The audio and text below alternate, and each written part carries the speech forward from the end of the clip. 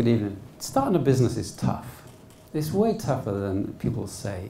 And we always hear about the successes, but what we don't hear is actually, like, if you're sane and rational, then you quit.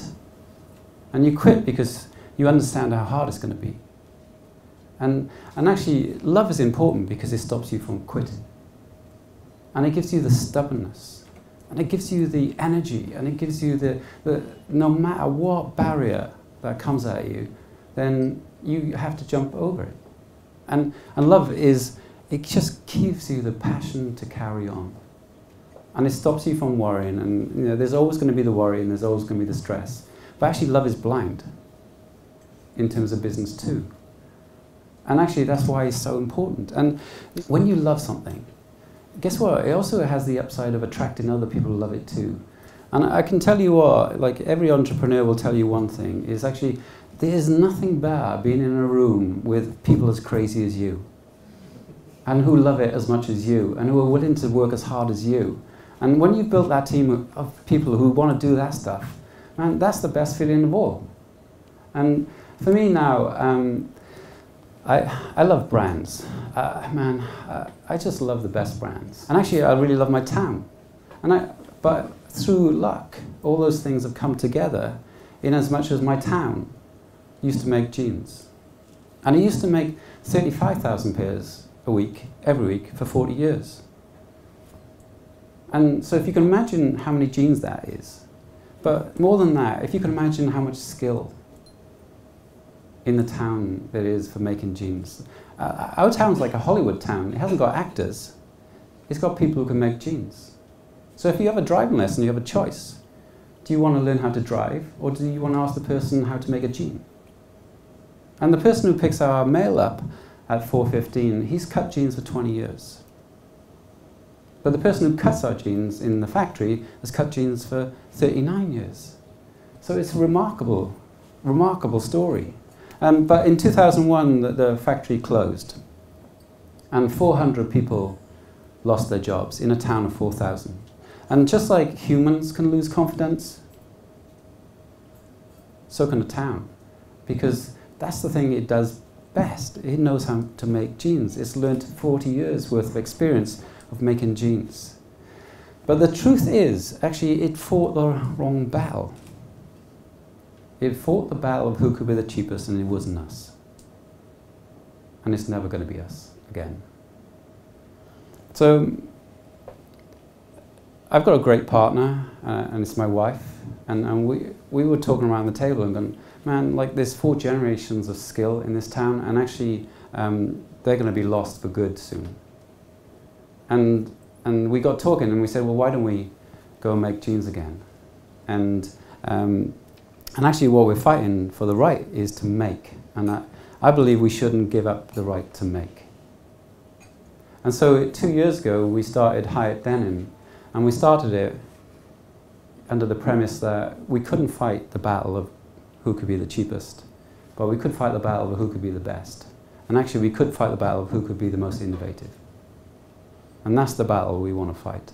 So 2 years ago, we started Hiut Denim. We opened the website, and it was a disaster, to be honest.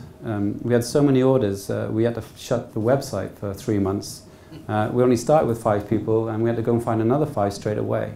I like disasters like that. We are the only British brand making its own jeans in its own factory in Britain, and actually it's growing really well. And we have 200 years worth of experience in a factory of 10 people, and we can compete with the best in terms of quality. And we have a great story. Like, manufacturing goes away, right, and it doesn't come back. So we're pretty unique. But I don't know a global brand that's built on sentiment alone. And we have to tell a great story, but be mindful, actually, we need ideas. Because ideas are the multiplier of change. And I love ideas. I mean, I kind of, yeah, I was very lucky, 21, I had no qualifications, and I ended up in advertising because they didn't care if you needed qualifications. All they cared about was actually if you had ideas, and I had ideas. So I had a blast. I love ideas. And I love how they change things, quickly, fastly, cheaply. The most innovative day in the denim industry was in 1873 when Mr. Davis and Mr. Strauss got a patent for a riveted 5-pocket Western jean. And actually in the last 140 years there's been a few washes and they've called it innovation. It's actually not innovation. They absolutely nailed the product back then. This is the audience that gathered for the election of the Pope in 2005. And if you look really carefully, you can see two people with mobile phones. This is the audience for the election of the Pope in 2013. And if you look really carefully, you can find two people without one. And this is us, for us, that means as a maker, we can tell our stories to our customer, and we can tell it quickly, efficiently, fast and free, but directly. Our business has to be a direct business mostly because our labor costs are higher. My belief is actually 99% of businesses fail for this one simple reason, and that is they don't start.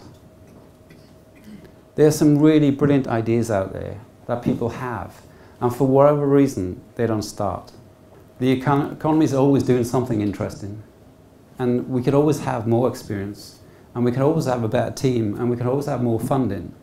And once you realize actually there is absolutely never a right time to start a business, then you can start. That's it. Each day we go to the time bank, and it gives us 86,400 seconds. It doesn't tell us what to do with that time. That's our choice. It doesn't tell us if we spend it well or poorly, but each day you run out, and then you go back, and the next day you get 86,400 seconds, and that's the time bank. But our time is actually limited, and we have to be aware of that, because actually there's going to be a day when you go to the time bank, and it's going to say to you, sorry Mr. Hieatt, you don't have any more time. And in that nanosecond, you're going to ask yourself this question: did I do the thing that matters to me most?